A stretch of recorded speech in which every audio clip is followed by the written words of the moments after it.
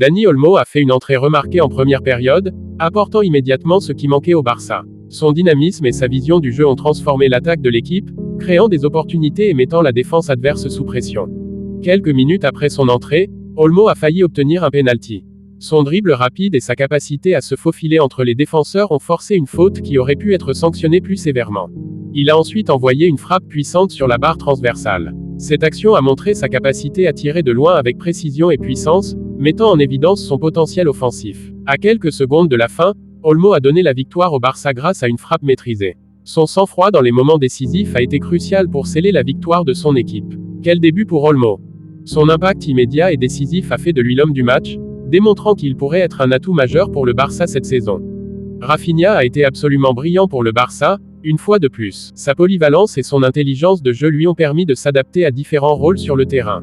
Il a joué à 2 postes aujourd'hui, en tant que numéro 10 et sur le côté gauche. Cette flexibilité a permis à l'équipe de maintenir une pression constante sur l'adversaire. Rafinha a presque aidé Lewandowski pour l'égalisation. Son centre précis a trouvé Lewandowski dans une position idéale, mais la finition n'a pas été au rendez-vous. Il a ensuite servi Pedri pour son premier but de la saison. Sa vision et sa capacité à délivrer des passes décisives ont été essentielles pour débloquer la défense du Rayo. Rafinha est désormais un titulaire incontesté. Ses performances constantes et son influence sur le jeu font de lui un élément clé de l'équipe. Lamine Yamal semble toujours donner du courage au Barça, même quand il n'est pas dans son meilleur match. Sa présence sur le terrain inspire confiance à ses coéquipiers. Ce fut l'un de ses matchs, et pourtant, l'adolescent a fait la passe décisive pour le but de la victoire. Malgré une performance en demi-teinte, il a su se montrer décisif au bon moment. Il a presque fait la même chose pour le but de Lewandowski, qui a été refusé pour une faute de Koundé dans la préparation. Son implication dans les actions offensives montre son potentiel et sa maturité malgré son jeune âge. Pedri a semblé avoir du mal en première mi-temps, comme la plupart des joueurs du Barça. La pression du Rayo et le manque de fluidité dans le jeu ont rendu les choses difficiles pour lui. Cependant, en seconde période, il a élevé son niveau, notamment lorsqu'Olmo est entré en jeu. L'entrée d'Olmo a libéré Pedri, lui permettant de jouer plus librement et de créer des opportunités. Le but de Pedri était une touche de génie. Sa capacité à trouver des espaces et à finir avec précision a été déterminante pour l'équipe. Un Pedri en pleine forme rend le Barça si difficile à battre. Son influence sur le jeu et sa capacité à changer le cours d'un match en font un joueur indispensable. Ferran Torres a été médiocre en première mi-temps. Son manque d'implication et de pressing a laissé des espaces à l'adversaire. Il n'a pas suffisamment pressé et n'a touché le ballon que 19 fois.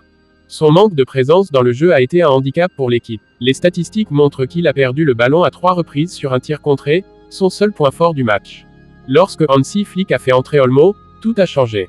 L'impact d'Olmo a mis en évidence les lacunes de Ferran et a transformé la dynamique de l'équipe. Les fans félicitent Flick pour un changement qu'il a effectué à la mi-temps, affirmant qu'il a résolu 2 gros problèmes avec celui-ci. Les supporters de Barcelone ont exprimé leur gratitude envers l'entraîneur Flick pour les ajustements tactiques qu'il a réalisés à la mi-temps. Ils estiment que ces changements ont permis de résoudre 2 problèmes majeurs rencontrés par l'équipe. La première mi-temps contre le Rayo Vallecano n'a pas été une réussite pour Barcelone, qui a fini par perdre 0-1. Durant la première mi-temps du match contre le Rayo Vallecano, Barcelone a eu du mal à imposer son jeu et a terminé cette période avec un score défavorable de 0-1. Cependant, le jeu a changé radicalement en deuxième mi-temps. La dynamique du match a complètement changé, avec Barcelone montrant une performance beaucoup plus convaincante. Les fans pensent que ce changement est dû à une décision stratégique de Flick à la mi-temps.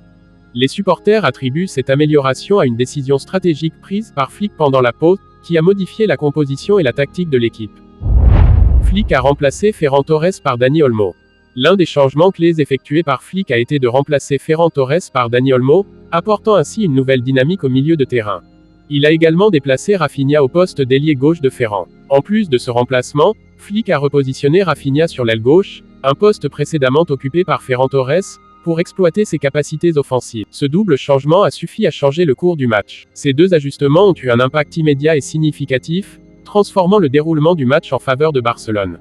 Des changements extrêmement judicieux de la part de Flick, une superbe gestion du jeu. AM10FCB a qualifié les changements de Flick de judicieux et a loué sa gestion du jeu, soulignant l'efficacité des ajustements tactiques. Rafinha sur les ailes et Olmo au milieu résolvent le problème du tempérament.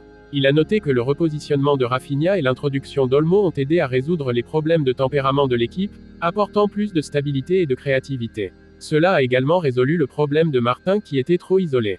Les fans ont largement approuvé cette analyse. De nombreux autres supporters ont partagé et approuvé cette analyse, reconnaissant l'impact positif des décisions de Flick. Le changement de Flick a été vu comme une décision tactique brillante. Les ajustements de Flick ont été perçus comme une démonstration de sa capacité à lire le jeu et à réagir de manière appropriée. Les supporters ont salué la capacité de Flick à lire le jeu et à réagir rapidement. Les fans ont loué la rapidité et la précision des décisions de Flick, qui ont permis à l'équipe de se ressaisir.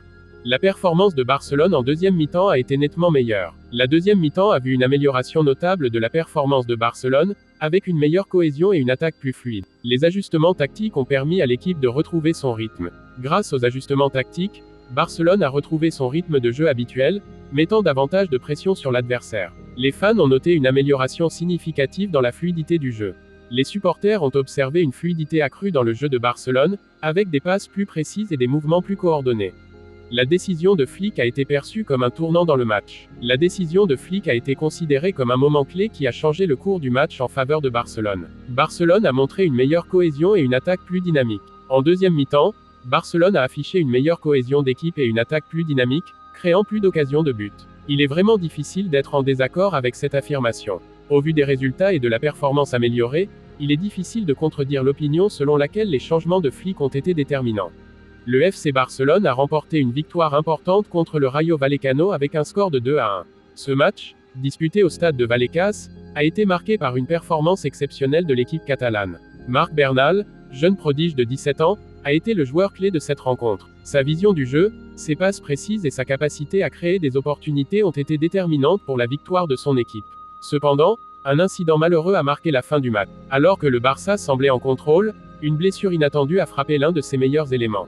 Bernal a été sérieusement blessé au genou dans les dernières minutes du match. La gravité de la blessure a immédiatement suscité des inquiétudes parmi les joueurs et les supporters.